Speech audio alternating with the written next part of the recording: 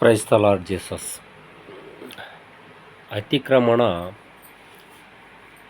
ಬೇಡ.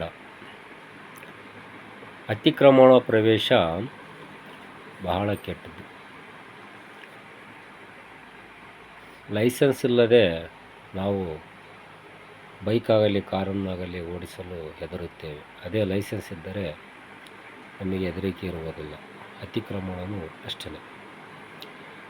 ನಮಗೆ ಲೈಸೆನ್ಸ್ ಜೇಬಲ್ಲಿದ್ದರೆ ಪೊಲೀಸ್ನವ್ರ ಮುಂದೆಸಿಂದಲೇ ಹೋಗ್ತೀವಿ. ಯಾಕಂದರೆ ಲೈಸೆನ್ಸ್ ಇರುತ್ತೆ ನಮ್ಮ ಹತ್ರ, ಗಾಡಿಗೆ ಸಂಬಂಧಪಟ್ಟ ಇನ್ಸೂರೆನ್ಸ್ ಇರುತ್ತೆ. ಈ ರೀತಿ ಎಲ್ಲ ರೀತಿಯಿಂದಲೂ ನಾವು ರೆಡಿಯಾಗಿದ್ದರೆ, ಸರಿಯಾಗಿದ್ದರೆ ಅತಿಕ್ರಮಣ ಅಂದರೆ ಸಿಗ್ನಲ್, ರೆಡ್ ಸಿಗ್ನಲ್ ಇದ್ರೂ ಅತಿಕ್ರಮಣ ಅದು ಮಾಡುವುದು ತಪ್ಪು. ಆ ಗ್ರೀನ್ ಸಿಗ್ನಲ್ ಬಂದಾಗಲೇ ನಾವು ಹೋಗಬೇಕು.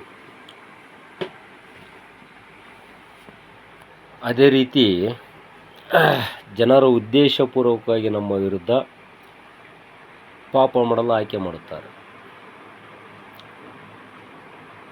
ಅದಕ್ಕಿಂತ ಹೆಚ್ಚಾಗಿ ದೇವರ ವಿರುದ್ಧ ಪಾಪ ಮಾಡುತ್ತಾರೆ.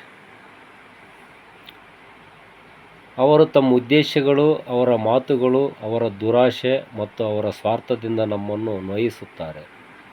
ಈ ವಾಸ್ತವತೆ ಮತ್ತು ಅದು ತರುವ ಕುಟುಕಿನ ಮಧ್ಯೆ ನಾವು ಈ ಸತ್ಯದಲ್ಲಿ ಆರಾಮ ಪಡೆಯಬಹುದು. ಅವರು ಒಂದು ದಿನ ದೇವರನ್ನು ಎದುರಿಸುತ್ತಾರೆ ಮತ್ತು ಅವರು ನಮ್ಮ ವಿರುದ್ಧ ಅವರ ಪಾಪವನ್ನು ನಿಭಾಯಿಸುತ್ತಾರೆ. ಈಗ ನೋಡಿ, ಸಿಂಹಗಳ ಸಂಖ್ಯೆ ಕಡಿಮೆ ಆಗ್ತಿದೆ, ಹುಲಿಗಳ ಸಂಖ್ಯೆ ಕಡಿಮೆ ಆಗ್ತಿದೆ, ಅದೇ ಕುರಿಗಳ ಸಂಖ್ಯೆ ಹೆಚ್ಚಾಗ್ತಾನೇ ಇದೆ. ನಾವು ಕುರಿಗಳು ಇದ್ದ ಹಾಗೆ. ಕುರಿಗಳಲ್ಲಿ ಭಯ ಇದೆ, ಕುರಿಗಳಲ್ಲಿ ಜ್ಞಾನವಿದೆ. ಆದರೆ ಕುರಿಗಳು ಸಂಖ್ಯೆ ಹೆಚ್ಚಾಗ್ತಾನೇ ಇದೆ, ಅಷ್ಟೇ ಸಂತೋಷವಾಗಿದೆ. ಅದೇ ಸಿಂಹಗಳ ಸಂಖ್ಯೆ ಕಡಿಮೆ ಆಗ್ತಿದೆ, ಹುಲಿಗಳ ಸಂಖ್ಯೆ ಕಡಿಮೆ ಆಗ್ತಾ ಇದೆ. ಅದೇ ರೀತಿ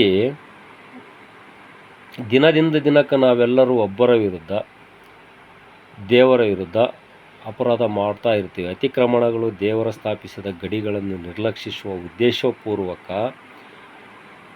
ಉದ್ದೇಶಗಳಾಗಿವೆ. ನಮ್ಮನ್ನು ಹಾನಿಯಿಂದ ರಕ್ಷಿಸಲು ಮತ್ತು ಹೇಗಾದರೂ ಪಾಪವನ್ನು ಮಾಡಲು ದೇವರು ಹಾಕಿದ ಆ ಬೇಲಿಯನ್ನು ನಾವು ಏರಲು ಆರಿಸಿಕೊಂಡಾಗ ಅದು ಪಾಪವಾಗಿದೆ. ನನ್ನ ಅಂಗಳದ ಸುತ್ತಲೂ ನಾನು ಹಾಕಿದ ಬೇಲಿಯು, ನನ್ನ ನಾಯಿಯು ನೋವಿನಿಂದ ನಿಮ್ಮನ್ನು ರಕ್ಷಿಸುತ್ತದೆ. ಆದರೆ ಏಕೈಕ ಹೊಲವು ತನ್ನ ಪ್ರದೇಶವನ್ನು ರಕ್ಷಿಸುತ್ತದೆ.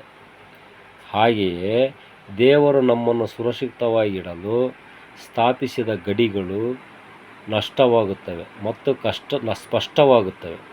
ನಾವು ದೇವರನ್ನು ನಮ್ಮ ಗಮನವನ್ನಾಗಿ ಮಾಡಿಕೊಳ್ಳುತ್ತೇವೆ ಮತ್ತು ಆತನನ್ನು ನಮ್ಮ ಜೀವನದಲ್ಲಿ ಅತ್ಯಂತ ಮುಖ್ಯವಾದ ವಿಶೇಷವಾಗಿ ಸ್ವೀಕರಿಸುತ್ತೇವೆ. ಅವರು ತಂದ ನೋವಿಗೆ ಅವರನ್ನು ಕ್ಷಮಿಸುವ ಅಥವಾ ಕ್ಷಮಿಸದಿರುವ ನಮ್ಮ ಆಯ್ಕೆಯು ನಮಗೆ ಶಾಶ್ವತವಾದ ಪರಿಣಾಮಗಳನ್ನು ಉಂಟುಮಾಡುತ್ತದೆ. ಇತರರು ನಮ್ಮ ವಿರುದ್ಧ ಮಾಡಿದ ಪಾಪವನ್ನು ನಾವು ಕ್ಷಮಿಸಿದರೆ, ನಾವು ಪಾಪ ಮಾಡಿದಾಗ ದೇವರು ನಮ್ಮನ್ನು ಕ್ಷಮಿಸುತ್ತಾನೆ ಎಂದು ಅದು ಹೇಳುತ್ತದೆ. ನಮಗೆ ಅನ್ಯಾಯ ಮಾಡಿದವರನ್ನು ನಾವು ಕ್ಷಮಿಸಲು ಸಾಧ್ಯವಾಗದಿದ್ದರೆ ಮತ್ತು ಆ ನೋವನ್ನು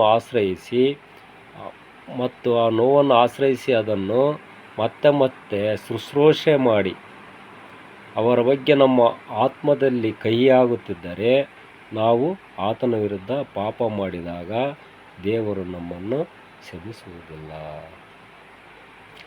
ಆದ್ದರಿಂದ ನೀವು ಈ ದಿನದಲ್ಲಿ ಹೋಗುತ್ತಿರುವಾಗ ನಿಮಗೆ ಆತಂಕವನ್ನು ಉಂಟುಮಾಡುವ ಸಂದರ್ಭಗಳು ಮತ್ತು ಜನರ ಬಗ್ಗೆ ಪ್ರತಿಬಿಂಬಿಸಿ ಮತ್ತು ಪ್ರಾರ್ಥಿಸಿ ಅವರು ನಿಮ್ಮ ಜಾಗಕ್ಕೆ ಬೇಲಿಯನ್ನು ಜಿಗಿದ ಆ ಕ್ಷಣಗಳ ಬಗ್ಗೆ ಯೋಚಿಸಿ ನಿಮಗೆ ತೊಂದರೆ ಮತ್ತು ಹೃದಯ ನೋವನ್ನು ಉಂಟುಮಾಡುತ್ತದೆ.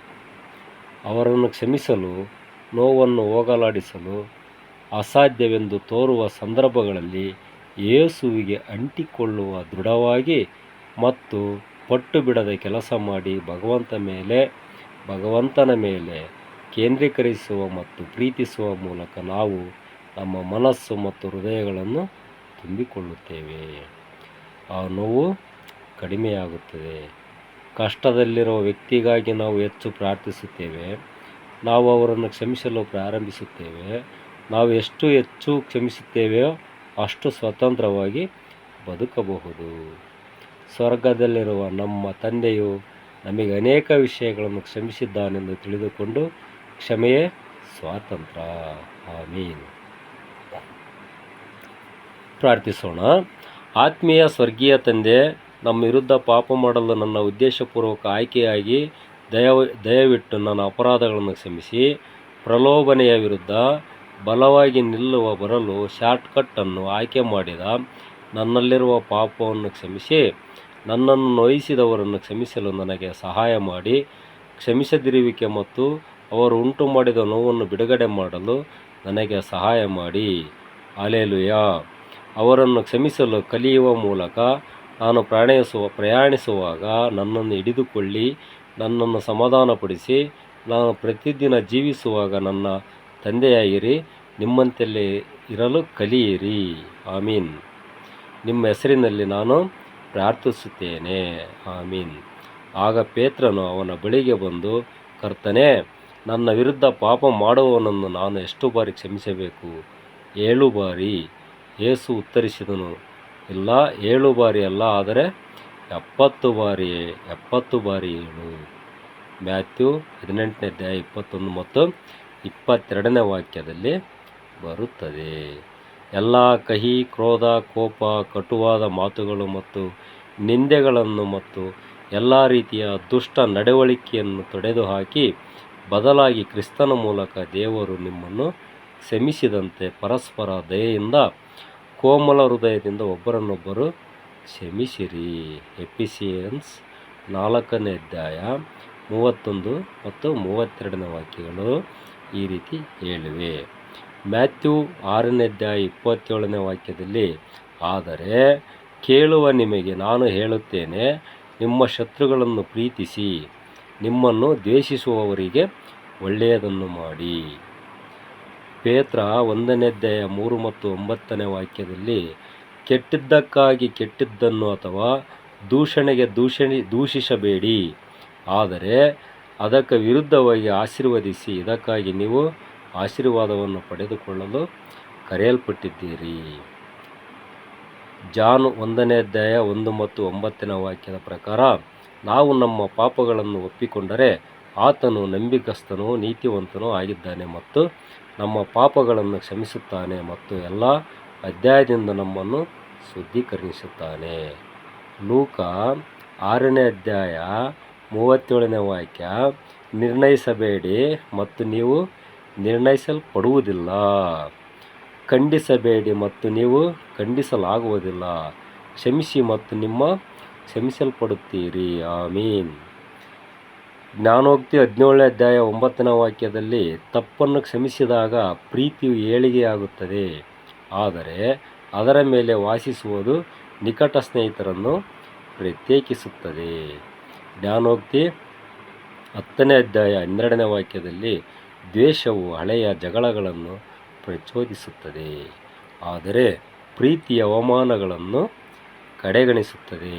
ಕೀರ್ತನೆ 103 12ನೇ ವಾಕ್ಯದಲ್ಲಿ, ಪೂರ್ವವು ಪಶ್ಚಿಮದಿಂದ ಎಷ್ಟು ದೂರವಿದೆಯೋ ಅಷ್ಟು ದೂರ ಆತನು ನಮ್ಮ ಅಪರಾಧಗಳನ್ನು ನಮ್ಮಿಂದ ತೆಗೆದುಹಾಕಿದ್ದಾನೆ. ಆಮೀನ್. ಹಲ್ಲೆಲೂಯಾ. ಹಾಗಾದರೆ ನೀವು ಹೀಗೆ ಪ್ರಾರ್ಥಿಸಬೇಕು. ಆಮೀನ್. ಸ್ವರ್ಗದಲ್ಲಿರುವ ನಮ್ಮ ತಂದೆಯೇ, ಸ್ತೋತ್ರ. ಸ್ವರ್ಗದಲ್ಲಿರುವ ನಮ್ಮ ತಂದೆಯೇ, ನಿನ್ನ ಹೆಸರು ಪವಿತ್ರವಾಗಲಿ, ನಿನ್ನ ರಾಜ್ಯವು ಬರಲಿ, ನಿನ್ನ ಚಿತ್ತವು ಸ್ವರ್ಗದಲ್ಲಿರುವಂತೆಯೇ ಭೂಮಿಯ ಮೇಲೆಯೂ ನೆರವೇರಲಿ. ಇಂದು ನಮಗೆ ನಮ್ಮ ದೈನಂದಿನ ರೊಟ್ಟಿಯನ್ನು ಕೊಡು ಮತ್ತು ನಾವು ನಮ್ಮ ಸಾಲಗಾರರನ್ನು ಕ್ಷಮಿಸಿದಂತೆ ನಮ್ಮ ಸಾಲಗಳನ್ನು ನಮಗೆ ಕ್ಷಮಿಸಿ ಮತ್ತು ನಮ್ಮನ್ನು ಪ್ರಲೋಭನೆಗೆ ಕರೆದೊಯ್ಯಬೇಡಿ, ಆದರೆ ದುಷ್ಟರಿಂದ ನಮ್ಮನ್ನು ರಕ್ಷಿಸು ಎಂದು ಮ್ಯಾಥ್ಯೂ 6ನೇ ಅಧ್ಯಾಯ 9 ಮತ್ತು 13ನೇ ವಾಕ್ಯದಲ್ಲಿ ಬರುತ್ತದೆ. ಕೊಲಸ್ಸೆ 1ನೇ ಅಧ್ಯಾಯ 13 ಮತ್ತು 14ನೇ ವಾಕ್ಯ ಏನು ಹೇಳುತ್ತದೆ ಎಂದರೆ, ಯಾಕೆಂದರೆ ಆತನು ನಮ್ಮನ್ನು ಕತ್ತಲೆಂದು ರಾಜ್ಯದಿಂದ ರಕ್ಷಿಸಿದನು ಮತ್ತು ನಮ್ಮ ಸ್ವಾತಂತ್ರ್ಯವನ್ನು ಖರೀದಿಸಿದ ಮತ್ತು ನಮ್ಮ ಪಾಪಗಳನ್ನು ಕ್ಷಮಿಸಿದ ನನ್ನ ಪ್ರಿಯ ಮಗನ ರಾಜ್ಯಕ್ಕೆ ನಮ್ಮನ್ನು ವರ್ಗಾಯಿಸಿದನು.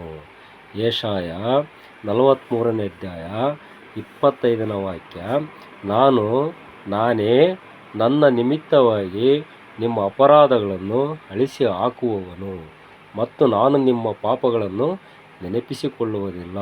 ಹಲ್ಲೆಲೂಯಾ. ಯಾಕೆಂದರೆ ಸಾವು ಅಥವಾ ಜೀವನ, ದೇವತೆಗಳು ಅಥವಾ ರಾಕ್ಷಸರು, ವರ್ತಮಾನ ಅಥವಾ ಭವಿಷ್ಯ, ಯಾವುದೇ ಶಕ್ತಿಗಳು, ಎತ್ತರ ಅಥವಾ ಆಳ ಅಥವಾ ಎಲ್ಲ ಸೃಷ್ಟಿಯಲ್ಲಿ ಬೇರೆ ಯಾವುದೂ ದೇವರ ಪ್ರೀತಿಯಿಂದ ನಮ್ಮನ್ನು ಬೇರ್ಪಡಿಸಲು ಸಾಧ್ಯವಾಗುವುದಿಲ್ಲ ಎಂದು ನನಗೆ ಮನವರಿಕೆಯಾಗಿದೆ. ನಮ್ಮ ಕರ್ತನಾದ ಕ್ರಿಸ್ತ ಯೇಸುವಿನಲ್ಲಿದೆ. ರೋಮನ್ನರು 8ನೇ ಅಧ್ಯಾಯ 38 ಮತ್ತು 39ನೇ ವಾಕ್ಯ ಈ ರೀತಿ ಹೇಳುತ್ತದೆ.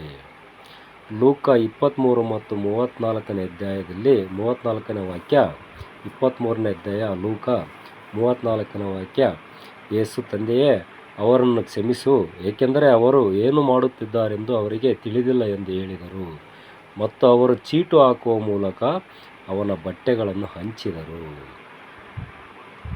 ಚಿತ್ರಪದ್ಯ. ನಾನು ಕ್ರಿಸ್ತನೊಂದಿಗೆ ಶಿಲುಬೆಗೇರಿಸಲ್ಪಟ್ಟಿದ್ದೇನೆ. ನನ್ನ ಜೀವಿಸುವವನು ನಾನಲ್ಲ, ನನ್ನಲ್ಲಿ ಜೀವಿಸುವವನು ಕ್ರಿಸ್ತನೇ. ಮತ್ತು ನಾನು ಈಗ ಮಾಂಸದಲ್ಲಿ ವಾಸಿಸುವ ಜೀವನವನ್ನು ನಾನು ದೇವರ ಮಗನಲ್ಲಿ ನಂಬಿಕೆಯಿಂದ ಜೀವಿಸುತ್ತೇನೆ. ಅವನು ನನ್ನನ್ನು ಪ್ರೀತಿಸಿ ನನಗಾಗಿ ತನ್ನನ್ನು ಕೊಟ್ಟನು. ಗಲಾತ್ಯ 2ನೇ ಅಧ್ಯಾಯ 20ನೇ ವಾಕ್ಯ ಈ ರೀತಿ ಹೇಳುತ್ತದೆ. ಆಮೀನ್. ಹಲ್ಲೆಲೂಯಾ.